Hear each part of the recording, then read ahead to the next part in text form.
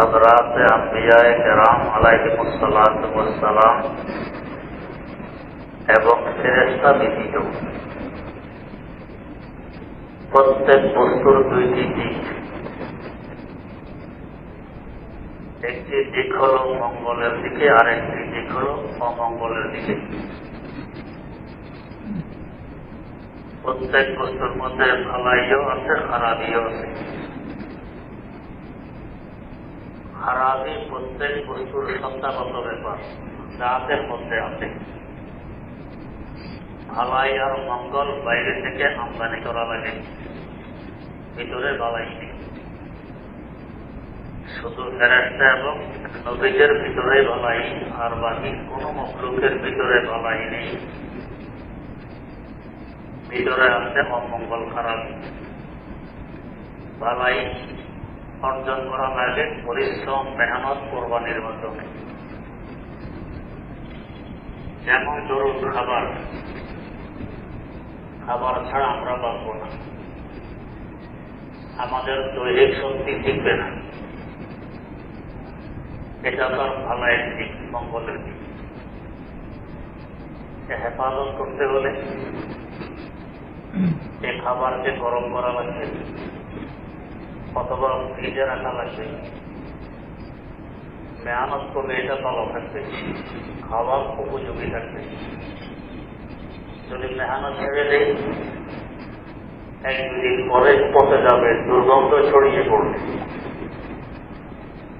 তার মানে মেহনত আর পরিশ্রমের মাধ্যমে তার খারাপিয়ার অমঙ্গলের দিকটা ঢাকা চাপা পড়েছিল।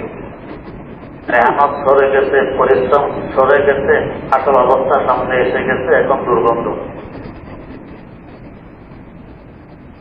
পানি, আল্লাহ বলেন আমি প্রত্যেক বস্তুর জীবন পানির মাধ্যমে রক্ষা করি। আমরাও বাংলায় বলি পানির অপর নাম জীবন।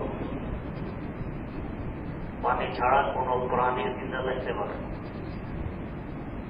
কিন্তু এই পানি যদি পেটে বেশি ঢুকে, পানিতে পড়ে গেছে, সাঁতার জানে না, পানি ঢুকতেছে, একসময় নিঃশ্বাস বন্ধ হয়ে যাবে। এই পানি তার মৌতের কারণ হয়ে গেছে। তো যেই পানি তার জীবনের উপকরণ, সেই পানি আবার মৌতেরও কারণ। মেহনত যদি করি, কি পরিমাণ পানি পান করা লাগবে, কেমন পানি পান করতে হবে, মেহনত আর পরিশ্রম করলে এটার মঙ্গলের দিকটা ফুটে উঠবে। মেহনত ছেড়ে দেবো তো অমঙ্গলের দিক আসবে।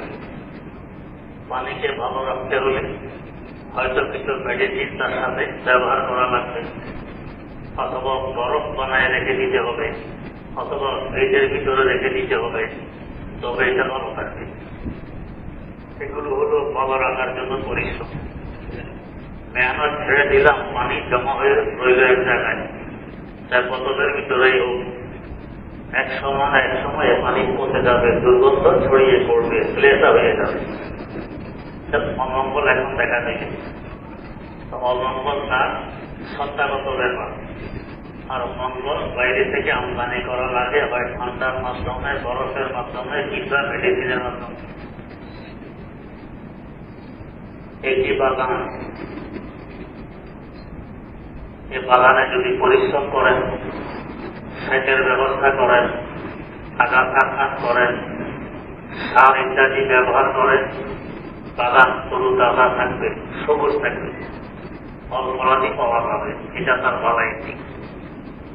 পরিশ্রম ছেড়ে দিলেন, পানি দেন না, সার গোবর ব্যবহার করেন না, আগাছা পরিষ্কার করেন না, কিছুদিন পরে দেখবেন গাছের পাতাগুলো ঝরে গেছে, গাছ মারা গেছে।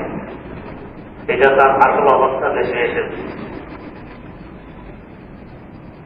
ভালো রাখতে হলে, ভালো দিকটা দেখতে হলে পরিশ্রম লাগবে, বাইরে থেকে আমদানি করা লাগবে। এভাবে প্রত্যেক দুইটি দিক আছে, খারাপের দিক ভিতরে আছে, ভালো দিক বাইরে থেকে আমদানি করা লাগে। তেমনিভাবে আমরা মায়ের পেট থেকে কেউ মহাত্মের সাহেব হয়ে জন্ম নেয় না, প্রফেসর হয়ে জন্ম নেয়, মুফতি হয়ে জন্ম নেয়, মাওলানা হয়ে জন্ম নেয় না, সব মূর্খ অবস্থায় জন্ম নেয়। এটা খারাপ দিক। এটা আমাদের সত্তাগত ব্যাপার, গাছের ভিতরে আছে মূর্খতা। আর শিক্ষা আনতে হলে বাইরে থেকে আমদানি করা লাগবে, মেহনত লাগবে, পরিশ্রম লাগবে। একটা ছেলেকে মাদ্রাসায় ভর্তি করানো লাগবে, তার পিছনে উস্তাদের শ্রম ব্যয় করা লাগবে, পিতা মাতার অর্থ ব্যয় করা লাগবে, মেধা ব্যয় করা লাগবে। তারপর এই ছেলে এক সময় আলেম হবে। এটা বাইরের জিনিস। তো শিক্ষিত হওয়া তার ভালাইয়ের দিক, মূর্খতাটা পুরাই দিক। পুরাইটার ভিতরে আছে, আর ভালাইয়ের দিকটা বাইরে থেকে আমদানি করা লাগবে। করুণহা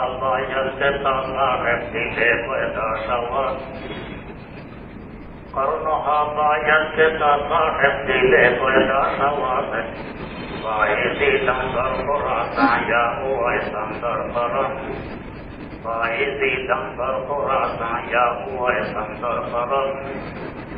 শত শত বছর মেহনতের পর, প্রতিজ্ঞার পর এমন মানুষ পাওয়া যায় যে খোরাসানে পায় যে গোস্তানি আর যমনের করণ এলাকায় হযরত উওয়াইস আল-কারনী। এমন মানুষ শত শত বছর পরিশ্রমের পরেই পাওয়া যায়, যেখানে সেখানে যে সময় পাওয়া যাবে না। ফলফলাদি, এই কাপড় চোপড়, এগুলো গাছগাছালি থেকে তো আমরা পেই। এই গাছগাছালির পিছনে কি পরিমাণ মেহনত করা লাগে। আমাদের দেশটা তো আল্লাহ রহমতের দেশ, আমরা বুঝি না।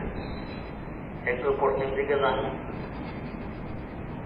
বেশি দূর লাগবে না, হিন্দুস্তানের রাজস্থান যান, পাকিস্তানে যান, আরবে যান, প্রত্যেকটা গাছের পর একটা ট্যাপ লাগানো আছে, পানি পড়ে। 2-4 দিন পানি বন্ধ তো গাছ মারা থাকবে না। কি পরিমাণ মেহনত তাদের করতে হয়। মাটি অন্য দেশ থেকে আমদানি করে তারপরে গাছ লাগানো লাগে।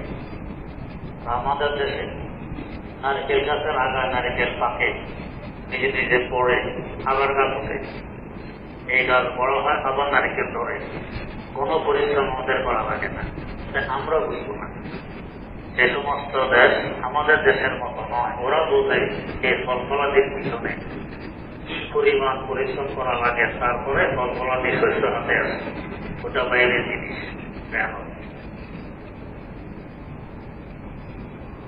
মানুষ হতে হলে দুই বস্তু তার মধ্যে আবশ্যক। এই দুই বস্তু বাইরে থেকে আমদানি করা লাগে ভিতরে দিক। এক বস্তুর নাম হলো এলেম, শিক্ষা। আরেক বস্তুর নাম হল তাজকিয়া, আত্মাকে বিশুদ্ধ করা। এই দুই বস্তু ছাড়া মানুষ হয় না। মানুষের চলে দুই বস্তু লাগবে। এলেমের জন্য ওস্তাদ লাগবে, আত্মা বিশুদ্ধ করার জন্য ওস্তাদ লাগবে।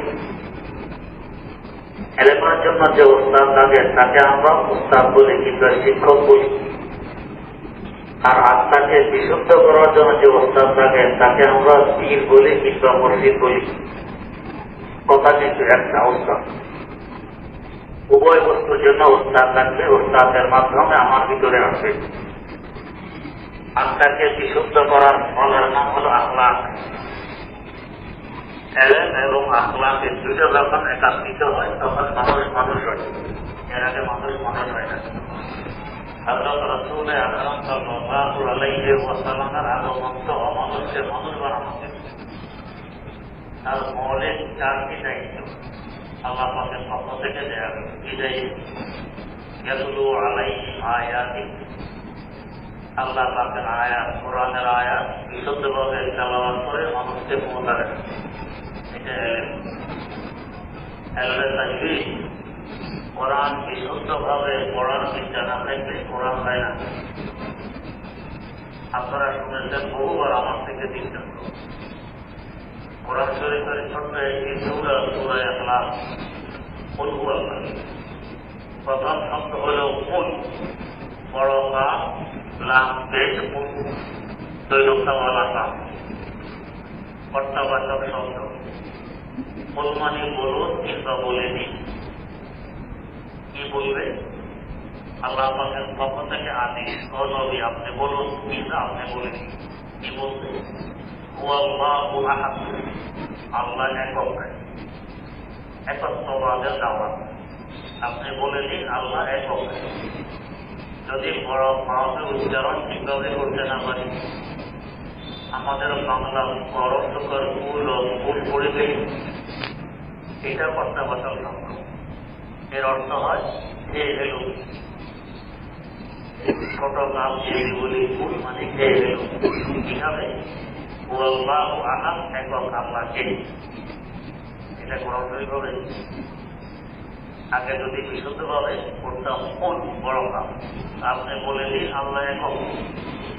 বিশুদ্ধভাবে করতে পারেনি, করছে কোন পদবে আপনি নিয়ে গেল একক আল্লাহকে।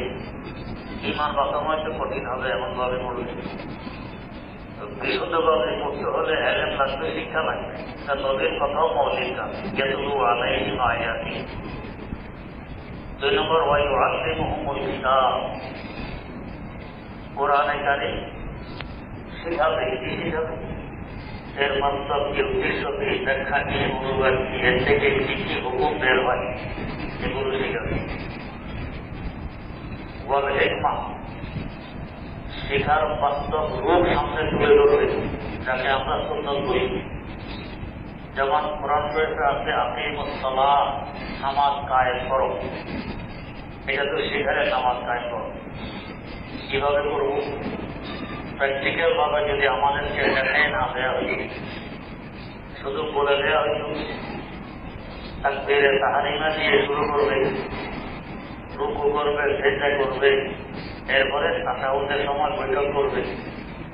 বৈঠক কি, রুকু কি, সেজদা কি, তাকবীরে তাহরিমা কি, আমরা এগুলো বুঝতাম? প্র্যাকটিক্যাল ভাবে যদি দেখায় না দেওয়া হতো, এটাকে বলে একমত। ওয়ায়ুআল্লিমুহুমুল কিতাব ওয়াল হিকমা, প্র্যাকটিক্যাল ভাবে দেখাই দিতে হবে, এটা এলেন। তাহলে বিশুদ্ধভাবে কোরআন তেলাওয়াত এলেন। এরপরে তালিমে কোরআন কি বলে, এটা এলেন। প্র্যাকটিক্যাল দেখিয়ে দেখাই দেওয়া, এটা এলেন। 4 নম্বরে ওয়ায়ুযাক্কি, আত্মাকে বিশুদ্ধ করবে, মানে আখলাক শিখাবে, এটা হলো আমল। এলেম লাগবে, আর আত্মা বিশুদ্ধ করা যাকে আমল বলে, কিন্তু আখলাক বলে এটা লাগবে, তবে হয় মানুষ। নবী এই মৌলিক 4টি দায়িত্ব নিয়ে এসেছেন, এর মাধ্যমে অমানুষকে মানুষ বানিয়ে গেছেন। না হলে যে মানুষগুলো সবসময় মারামারি, হানাহানি, কাটাকাটি, চুরি, ডাকাতি, জিনা, বেবিচারে লিপ্ত থাকত, আর এই মানুষগুলো অর্থ জাহানে দাখালি করে গেছেন। যেমন আবু তাবের, ভারতের কংগ্রেসের প্রধান নেতা মহাত্মা গান্ধী, তিনি পর্যন্ত বলে গেছেন এই কথা। ভারতের পত্র পত্রিকা তখন থাকছে, আমি গতকাল তো পড়েছি পড়েছি, যে ইংরেজরা নিজেদের নাম চায়, মানুষ তাদের সুনাম করুক। যদি সুনাম চায় তাহলে আবু বকর এবং ওমর মতো রাষ্ট্র পরিচালনা করতে বলবো, তবে সুনাম পাবে। মহাত্মা গান্ধী এই কথা বলে, আবু বকর ওমর মতো রাষ্ট্র পরিচালনা করতে বলো, তাহলে সুনাম পাবে, না হয় পাবে না। চিন্তা করুন, বিজেপি পর্যন্ত তাদের গুণগ্রাহী হতে বাধ্য। যে মানুষগুলো যে মারামারি, হানাহানিতে লিপ্ত ছিল, সারা দুনিয়া তাদেরকে ঘৃণা করত। এমনকি যখন রোম সম্রাট হেরাক্লিয়াস জানতে পারল যে আরব থেকে শেষ নবীর আবির্ভাব, এবং সে অনেক সাক্ষী প্রমাণের মাধ্যমে শিওর হইল যে হ্যাঁ ইনি সত্য নবী, তখন আবু সুফিয়ানকে রোম সম্রাট হেরাক্লিয়াস বলেছিলেন যে হ্যাঁ শেষ নবীর আবির্ভাব ঘটেছে, এটা আমি জেনে ফেলেছি, তবে উনি তোমাদের মধ্যে থেকে হবে এটা আমার ধারণা ছিল না। তোমরা ঘৃণিত জানবে, তোমাদের শিক্ষা নেই, দীক্ষা নেই, আমল নেই, আখলাক নেই, কিছু নেই, তোমাদের থেকে উনি আসবেন এই ধারণা ছিল না। এসেছেন তাদের থেকে, এসে এদেরকে এমন পরিবর্তন ঘটাইলেন 23 বছরের মাথায়, যেখানে মানন্তর পরের কথা মানুষের জীবনে নিরাপত্তা ছিল না। আর সেখানে ওসমান গনি রাদিয়াল্লাহু তাআলা খেলাফত চালায়, তো রাজকোটের যেইকে কোনো তালা লাগতো না। দরকার নেই। হোটেল বা সম্পদ পড়ে আছে, কোন চুরির ঘটনা ঘটেনি, এই পরিমাণ অমানুষকে মানুষ বানায় গেছে। এলেম আর আখলাক দুইটা দিয়ে মানুষ মানুষ হয়। আর এই দুই বস্তু অর্জন করতে হলে সংসব লাগবে, সোহবত লাগবে। তাই ইসলামের সংসব আর সোহবত এবং সান্নিধ্যে থাকার গুরুত্ব অনেক বেশি। আমি যে আয়াতে কারিমা তেলাওয়াত করেছি, ইয়া আইয়ুহাল্লাযীনা আমানু তাকুল্লাহ, ও মুমিনগণ, তাকওয়া অর্জন করো, আল্লাহর ভয় এবং আল্লাহর মহব্বত অর্জন করো। কিভাবে করবে? ওয়া কুনু মা'আস সাদিকিন, যারা সাদেক সত্যবাদী, মানুষের মতো মানুষ, এলেমও আছে, আখলাকও আছে, এদের সান্নিধ্যে এখতিয়ার করো, এদের সোহবত গ্রহণ করো, এদের কাছে থাকো। তবে তোমার মধ্যে আমার ভয় জন্ম নিবে, আমার মহব্বত সৃষ্টি হবে, তুমি মানুষ হবে। হযরত সাহাবায়ে কেরাম রাদিয়াল্লাহু তাআলা আনহুম এই সোহবতের বরকতেই তো সারা দুনিয়ায় আলোড়ন সৃষ্টি করে গেছেন। রাসূল আকরাম সাল্লাল্লাহু আলাইহি ওয়াসাল্লামের সোহবত সত্য। আলেম ওলামারা বোঝেন, যদি একজন ওস্তাদ থেকে দুজন ছাত্র হাদিস বর্ণনা করে, উভয়জন ছাত্র নির্ভরযোগ্য, মুত্তাকি, পরহেজগার, বড় আলেম, স্মরণ শক্তি ভালো, সত্যি, কিন্তু দুজনে বর্ণনা করতেছে দুই রকম, যে বর্ণনায় বিরোধ। এখন আমি পাঠটা গ্রহণ করব। অগ্রাধিকার দেওয়ার জন্য অনেক পদ্ধতি আছে, ফর্মুলা। তার মধ্যে একটি ফর্মুলা কি? দেখো কোন ছাত্র বেশি সময় ওস্তাদের সোহবতে ছিল, ওস্তাদের কাছে ছিল। যে ছাত্র বেশি সময় ওস্তাদের কাছে ছিল তারটা গ্রহণ করো, যে কম সময় ছিল তারটা গ্রহণ করবে না। সোহবত আর সংসদের গুরুত্ব এত বেশি।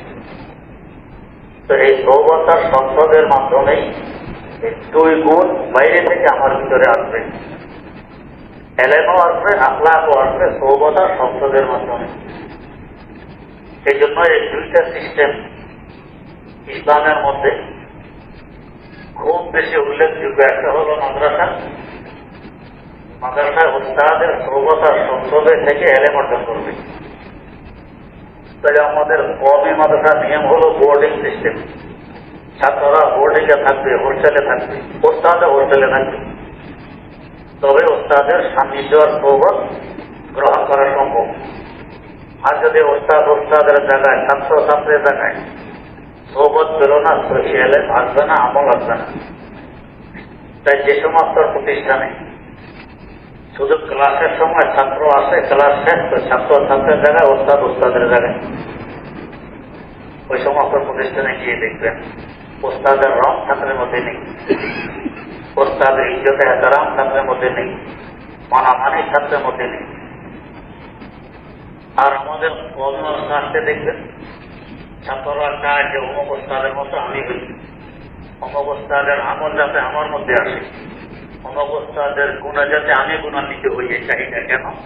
সোহবত আছে, সংসদে। তাই এখানে এই সিস্টেম। আর আখলাকের জন্য, আত্মাকে বিশুদ্ধ করার জন্য খানকান, এখনো বিভিন্ন জায়গায় খানকান। এই খানকার মাধ্যমে মুরিদেরা শায়েখের সংসদ আর সোহবত এখতিয়ার করে, এতে করে শায়েখের পীরের রঙ্গে রঞ্জিত হয়, আখলাক আসে। এই দুই গুণে গুণান্বিত হইলে মানুষ হয়। এখনো দেখবেন আগের যুগের আউলিয়া আল্লাহদের খানকার দুনিয়ার বিভিন্ন জায়গায় আছে, বড় বড় খানকান। এই খানকা থাকলে বুজুর্গানের দিনে সোহবত এখতিয়ার করা সহজ হইত, এতে করে আখলাক আসত। বুখারী শরীফের বিভিন্ন ব্যাখ্যা গ্রন্থে একটি ঘটনা উল্লেখ আছে। হযরত খাজা ওয়াকিবুল্লাহ রাহিমাহুল্লাহ তাআলার ঘটনা। খাজা ওয়াকিবুল্লাহ রাহিমাহুল্লাহ হযরত শাইখ আহমদ সারহিন্দি মুজাদ্দিদে আল-ফিসানী রাহমাতুল্লাহ আলাইহির পীর। কত বড় মানুষ, চিন্তা করুন। 1000 বছর পর একজন মহামানব আল্লাহ পাক পাঠান। দিনের মধ্যে যারা উল্টা পাল্টা কিছু ঢুকায় যে এগুলোকে সংস্কার করার জন্য আল্লাহ 100 বছর পরে একজন পাঠান, 1000 বছর পরে বড় একজন পাঠান। ইসলামের শুরু লগ্ন থেকে 1000 বছরের মাথায় কাকে পড়াইছেন শায়েখ আহমদ তারহিন্দি মুজাদ্দিদে আল-কাসানি রহমতুল্লাহ আলাইহি। কত বড় মানুষ, তার পীর খাজা ফাতিমিল্লাহ রহমতুল্লাহ আলাইহি। কেমন বুজুর্গ হবেন আল্লাহ পাকের মুর্শিদ। আমি দিল্লিতে গাড়ি ভাড়া করলাম, হযরত ইমামুল হিন্দ শাহ ওলিউল্লাহ মুহাদ্দিস দেহলভী রহমতুল্লাহ আলাইহির মাজার জিয়ারত করব, সেখানে নিয়ে যাবেন। গাড়িওয়ালা বলেনি, না বুঝে আমাকে নিয়ে আসতে খাজা ফাতিমিল্লাহ রহমতুল্লাহ আলাইহির মাজারে। সেখানে আসার নিয়ত ছিল না, সে নিয়ে আসতে ঘটনাক্রমে জিয়ারতটা হয়ে গেছে। আল্লাহ রাব্বুল আলামিনের কুদরতের কারিশমা। আপনারা রমাদানে আমার কাছে শোনেন মুসনদে শরীফের কথা, हमारे साथ भंडार कोड ऑफ मुस्लिम शरीफ हजरत अल्लामा जलालुद्दीन रूमी रहमतुल्लाह अलैहि রচিত বাকায়দা কাগজ কলম হাতে নিয়ে কিতাব রচনা করেননি। তিনি আসার পরে বসে অটোমেটিক বলতে পারতেন। আর ওনারের মুরিদ হজরত শেখ মোসাউদ্দিন রহমতুল্লাহ আলাইহি উনি লিখে দিতেন, বলতেন সে কবি না, আর মুরিদে লিখতেন। এভাবে চলতে চলতে চলতে চলতে প্রায় 28,000 শের লেখা হয়েছে। যে ঘটনা শুরু করছেন আদালতে গিয়ে বললেন আশা বন্ধ হয়ে গেছে, আর পারব না, ঘটনাটা শেষ করেন। এরপরে ভবিষ্যৎবাণী করলেন যে আমার 400 বছর পর ভারতে একজন আল্লাহর ওলি জন্ম নিবে, আমার অসমাপ্ত কাজ তিনি সমাপ্ত করবেন।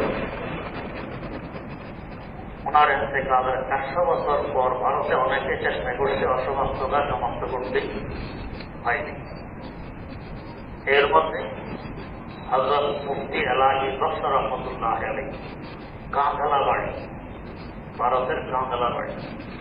ওনার মনে আসলো কাজটা আমি করি, কিন্তু ভয় যে ভবিষ্যৎবাণী যদি আমার ব্যাপারে না হয় আমার পরিশ্রম বেকার যাবে। এখন আমি কি না বুঝবো কিভাবে? ওনার উস্তাদ সিরাজুল হক শাহ আব্দুল আজিজ মুহাদ্দিস দেহলভী রহমতুল্লাহ আলাইহি তখন চিন্তা ছিলেন, কামরা থেকে দিল্লি গেলেন, যে উস্তাদের কাছে মনের কথাটা ব্যক্ত করলেন যে হুজুর আমি বুঝবো কিভাবে কার ব্যাপারে তিনি ভবিষ্যৎবাণী করে গেছেন। তো শাহ আব্দুল আজিজ মুহাদ্দিস দেহলভী রহমতুল্লাহ আলাইহি তাকে কিছু ওজিফা দিয়ে বললেন, এই ওজিফাগুলো আদায় করো, ইনশাআল্লাহ আল্লাহ আমার রুহের সাথে তোমার সাক্ষাৎ করবে। তখন তুমি তাকে জিজ্ঞেস করে নিও কার ব্যাপারে ভবিষ্যৎবাণী করে গেছেন, সেও হতে পারবে এই লোকটাকে। ওস্তাদের বাপানো ওজিফাগুলো আদায় করার পর ঠিকই আল্লামা জালালউদ্দিন রুমি রহমতুল্লাহ আলাইহির রুহের সাথে তার সাক্ষাৎ ঘটে যায়। জিজ্ঞেস করলে হুজুর আপনার 400 বছর পর ভারতের এক ব্যক্তি আপনার মুসনদে শরীফের অসমাপ্ত কাজ সমাপ্ত করবে, এই ভবিষ্যৎবাণী কার ব্যাপারে করেছিলেন? জবাব দিলেন তোমার ব্যাপারে। শিওর হয়ে গেলেন এই লোকটা আমি। এরপর উনি শুরু করলেন অসমাপ্ত কাজ সমাপ্ত করার। আরো 10,000 শের দেখে মুসনদের অসমাপ্ত কাজ সমাপ্ত করলেন। আগের 28,000 পরের 10,000 কোনো ব্যবধান নেই। নূর ও আনোয়ার ও বারাকাত একরকম, শের একরকম, কোনো ব্যবধান নেই। ওনার ব্যাপারে যেহেতু ইতিহাস জানা আছে, একটা দুর্বলতা আছে। দারুল দেওবন্দে গেলাম, হঠাৎ মুফতি মাহমুদুল হক সাহেব বললেন হুজুর চলেন একটু কাঁদলা ঘুরে আসি। আমার যাওয়ার ইচ্ছা নেই, হ্যাঁ কাঁদলা যাবো না, আমাকে যাবো সারি মুজাদ্দিদ সাহেবের জিয়ারত করতে। হুজুর যায় না কি চলেন কাঁদলা নেই। উনি আমাদের দৌড় করে নিয়ে গেলেন কাঁদলা, যেখানে হযরত শেখুল হাদিস জাকারিয়া রাহমাতুল্লাহ আলাইহির জন্ম। কাঁদলা শেখুল হাদিস আল্লামা ইদ্রিস কাঁদলভির জন্ম, আল্লামা ইয়াহিয়া কাঁদলভির জন্ম, বানিয়ে তাবলীগ আল্লামা ইলিয়াস রহমতুল্লাহ আলাইহির জন্ম মোবারক জায়গা। তো সেখানে গেলাম, সেখানে একটা বড় মাদ্রাসা আছে। মোহতামা সাহেব সংবাদ দিয়ে আসবেন, মেহমানদারি করবেন। এর আগের মোহতামা কয়েকদিন আগে মারা গেছেন। তো বললাম যে ওনার খবর কোথায়, একটু জিয়ারত করে আসি। নতুন মোহতামেম আমাদেরকে নিয়ে গেলেন আগের মোহতামের কবর জিয়ারত করতে কবরস্থানে। সেখানে জিয়ারত করতে গিয়ে দেখি এক কবরের মধ্যে পাথরে লেখা আছে মুফতি এলাহি বক্স কামরুদ্দিন রাহিমাহুল্লাহ। আমার তো অন্তরে ডাক দিলে এই মুফতি সাহেব হবে যিনি মুস্তফা শরীফের অসমাপ্ত কাজ সমাপ্ত করছেন। জিজ্ঞেস করলাম মোহতামেম সাহেব ये वो मुफ्ती तो नहीं है जिन्होंने मुस्तफा शरीफ का तकमला लिखा? हाँ, ये वही मुफ्ती है। আল্লাহ পাক তৌফিক দিলেন ওনার কবরের পাশে হাজিরি দিলেন, তাতে এখানে করাবে। অটোমেটিক ভাবে আল্লাহ চাইলে হয়ে যায় বন্দা চাকার না চান। মনসুনে কা হাম খুদা কা হজ হামেশা একরকম, আল্লাহকে আরেক রকম। তো কোনটা হবে? আল্লাহটা হবে, আমারটা হবে। আমি তো রওনা করছি ইমামুল হিন্দ শাহ ওলিউল্লাহ মুহাদ্দিস দেহলভী রহমতুল্লাহ আলাইহির কবর দেওয়া হচ্ছে। আল্লাহ গিয়ে মুহতাসিব খাজা বাকিবিল্লাহ রহমতুল্লাহ আলাইহির মাজারে ওইখানে তো গেছি। কাবলা থেকে আল্লাহ পাক পৌঁছালেন মুফতি এলাহি বক্স কামরুদ্দিন রহমতুল্লাহ আলাইহির কবরের পাশে। আল্লাহ কুদরতে গুরু। তো খাজা বাকিবিল্লাহ রহমতুল্লাহ আলাইহি একটি মজলিসে এই সময় খুব সম্ভ্রান্ত, ওনার খুব উচ্চপদস্থ কয়েকজন মেহমান আসেন, কিন্তু মেহমানদারি করার মতো ব্যবস্থা নেই। চেহারা চিন্তার ছাপ, মেহমানদারি করার প্রয়োজন পূর্বকে দিয়ে কিছু নেই। কিছু মানুষ আছে বড় বিচক্ষণ, চেহারা দেখলেও বুঝে ফেলে আসলে কি চায়। একজন রুটি ব্যবসায়ী, রুটি হালুয়া ব্যবসা করে, বুঝে ফেলছে। আস্তে বদলেশ থেকে উঠে গেছে তার দোকানে কতগুলো রুটি আর কতগুলো হালুয়া সুন্দর করে সাজিয়ে হুজুরের সামনে, হুজুর আপনার জন্য হাজিয়ে। হুজুর খুব খুশি হয়ে গেলেন যে মেহমানদারের ব্যবস্থা হয়ে গেল। খুশি হয়ে তাকে বললেন, বলো তোমার জন্য কি দোয়া করবো? যে দোয়া করতে বলো ওই দোয়াই করবো। বলো তোমার জন্য কি দোয়া করবো? যে দোয়া করতে বলো সেই দোয়াই করবো। রুটিওয়ালা মাঝে শুধু হুজুর দোয়া করেন আল্লাহ যাতে আমাকে আপনার মতো বানাই দেন। কয় না, এটা তাইও না, অন্য কিছু চাও। আপনার ওয়াদা করছেন যা চাই এ দোয়া করবেন, আমি এইটাই চাই। যেরকম ভাবে আমার শেখ শেখুল ইসলাম আল্লামা সাথে ওসমানী দামা বরকাতুমের মুখে শুনেছি, আপনারা হয়তো আমার কাছে শুনেন না। কিসকে তরিকার আরকানে সালাসা, গুরুত্বপূর্ণ তিনটি স্তম্ভের একটি স্তম্ভ হযরত সুলতানে বলক ইব্রাহিম বিন আদহাম রাহিমাহুল্লাহ। এক সময় তো বলকের বাদশা, আর এক সময় ইরানের নিশাপুরের পাহাড়ে গুহায় কাটাইতেন দীর্ঘ 12 বছর। আল্লাহ মিলে নিয়ে গেলেন গভীর রাত আল্লাহর জিকিরে মগ্ন। এই সময় শুনতেছেন সালামের আওয়াজ। জিকির বন্ধ করে শুধু জবাব দিলেন, আবার জিকির শুরু করলেন। এবার সালামদাতা বলতেছে আশ্চর্য ব্যাপার, আমার সাক্ষাতের জন্য মানুষ কত সাধনা করে, সে নীতিকে স্বীকার করে, আর আমি নিজে আসলাম তোমার সাক্ষাতে। চোখটা খুলে একবার দেখলে না আমি কে, জিজ্ঞেস করলাম আমার পরিচয় কি। এবার জিকির বন্ধ করে জিজ্ঞেস করলেন আপনাকে পরিচয় কি।